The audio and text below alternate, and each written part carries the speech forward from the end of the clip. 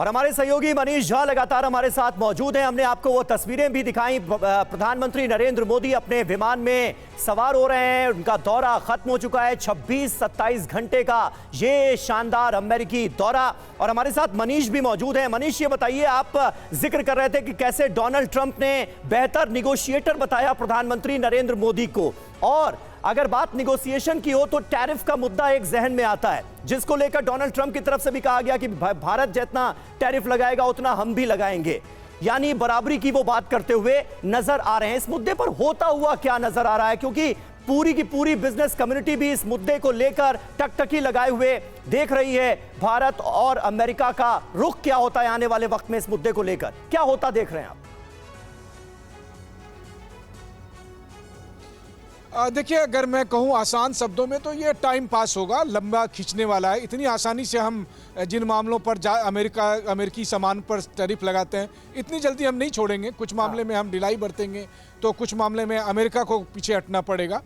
बल्कि आज मैंने सवाल भी किया विदेश सचिव से इस बात को लेकर। मैंने उनसे पूछा भी कि राष्ट्रपति ट्रंप और प्रधानमंत्री मोदी का जब प्रेस स्टेटमेंट हो रहा था, तब राष्ट्रपति ट्रंप ने यह कहा कि भारत जो है अमेरिकी सामानों पर बहुत टैरिफ लगाता है, किसी सामान पर 30% तो किसी पर 40%। बल्कि राष्ट्रपति ट्रंप ने कहा कि अमेरिकी कारों पर तो 70% तक टैरिफ लगता है, ये नहीं चलने वाला है।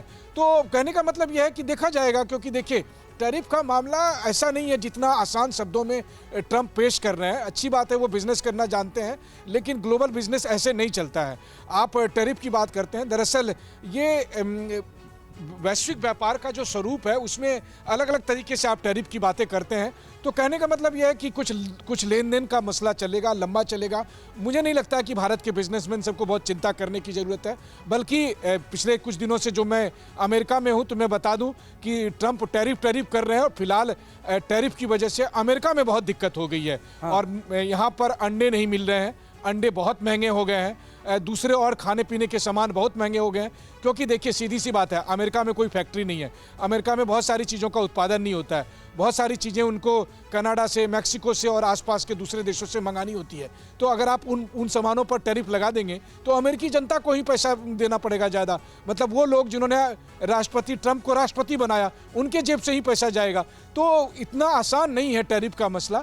मार्केट अपने वो डोमेस्टिक ऑडियंस को वो चाहे जितना बताएं, या जो दबाव में आ गया तो ठीक है, जो दबाव में नहीं आया तो फिर आप कहते हैं कि भारत बहुत महान देश है, प्रधानमंत्री मोदी बड़े हार्ड नेगोशिएटर हैं। मतलब कल के दिन में वो अपनी जनता को भी बता देंगे कि देखो मैंने कोशिश तो बहुत की थी, लेकिन मोदी जी मुझसे ज़्यादा 20 निकले, वो ज़्यादा बड़े नेगोशिएटर हैं, तो अब मैं क्या करूं, मैं हार गया इस मामले में।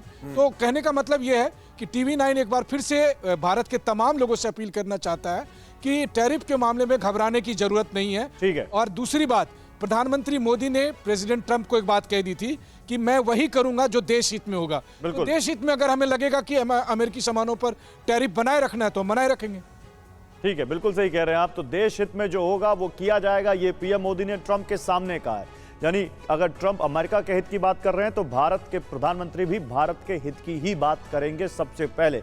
लेकिन इसी बीच एक और बड़ी बात कही उन्होंने, आतंकवाद पर पीएम मोदी ने कहा आतंकवाद के खिलाफ सख्त कार्रवाई की जरूरत है। ये पीएम मोदी ने कहा, आतंकवाद के खिलाफ मिलकर लड़ेंगे। 26/11 के आरोपी को सौंपने के लिए राष्ट्रपति ट्रंप का आभारी, ये पीएम मोदी ने कहा। आतंकवाद के खिलाफ लड़ाई में भारत और अमेरिका दृढ़ता से साथ खड़े रहे। हम सहमत हैं कि सीमा पार आतंकवाद के उन्मूलन के लिए ठोस कार्रवाई आवश्यक है। और मैं राष्ट्रपति जी का आभारी हूं, उन्होंने 2008 के जिसने भारत में नरसंहार किया, उस मुजरिम को अब भारत के हवाले करने का निर्णय किया। भारत की अदालतें उचित कार्रवाई करेंगी। तो देखिए, आतंकवाद को लेकर भारत का रुख क्या है, दो टूक तरीके से बताया गया है प्रधानमंत्री नरेंद्र मोदी की तरफ से।